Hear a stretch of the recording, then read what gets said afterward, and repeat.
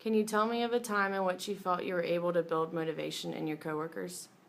Sure. So right out of college, I worked for a small nonprofit that raised money for pediatric cancer research. And the team that I worked for had a boss that focused on a lot of the negatives of our projects that we worked on, and we were all kind of discouraged as the year progressed. And I think that I was able to build motivation in my team by reminding them about the bigger picture on a daily basis, and also reminding them often of why we did what we did each day, and that our focus should be on our donors and on the kids who we benefit, and not on the minute details that we often focused on. And then I also think I use my humor to lighten the mood. Carrie, give me an example of a time in which you had to be relatively quick in coming to a decision.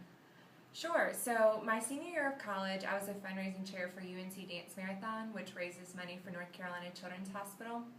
And I was planning the 24-hour event. We've never had this happen before, but the school decided to throw us for a loop and tell us that they had overbooked the venue and that we'd have to choose another location. And it was a month before the marathon. And so we found a new venue immediately.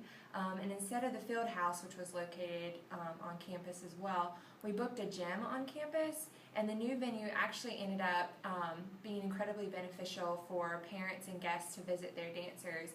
And the event ended up being quite successful and raising almost $500,000.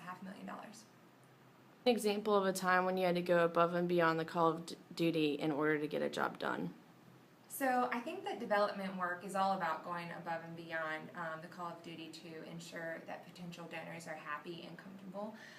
But specifically, I remember a time when I was an intern for the National Down Syndrome Society, and we had a donor who gave $250,000 to the organization, but he wanted to create a photo book that within a couple of days to talk to his friends about his donation and how they could get involved. And he hoped the book would convince them to also donate.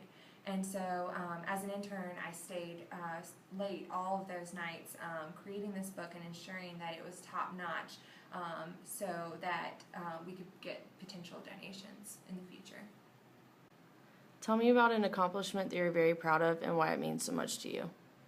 So I'm incredibly proud of my efforts with UNC Dance Marathon, which raised money for a hospital that was located on campus, the North Carolina Children's Hospital.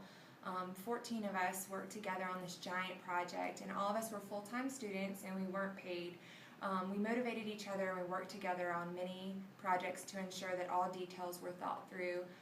We mailed out over 3,000 letters, we held over 100 fundraising events, and we planned the 24-hour dance marathon itself, and we raised $500,000 in just 9 months. And so I'm incredibly proud of this accomplishment because of the relationships that I built with these people and how hard we worked despite being full-time students. And for me, also having a second job to pay for college.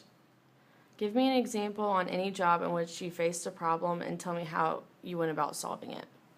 So problems arise all the time at work, and I think it's really the attitude that you face these problems with that really make a difference.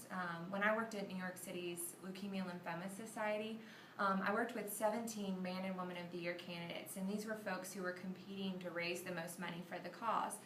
And I was in charge of creating promotional materials for them and helping them plan fundraising events around the city.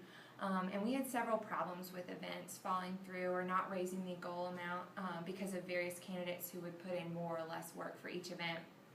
So in order to solve this problem, I created an event checklist for them, and I was there to support them if they had any questions concerning the events. But this would allow them to have easy access to a list of expectations before events were planned, and it alleviated a lot of headaches when things didn't go as planned.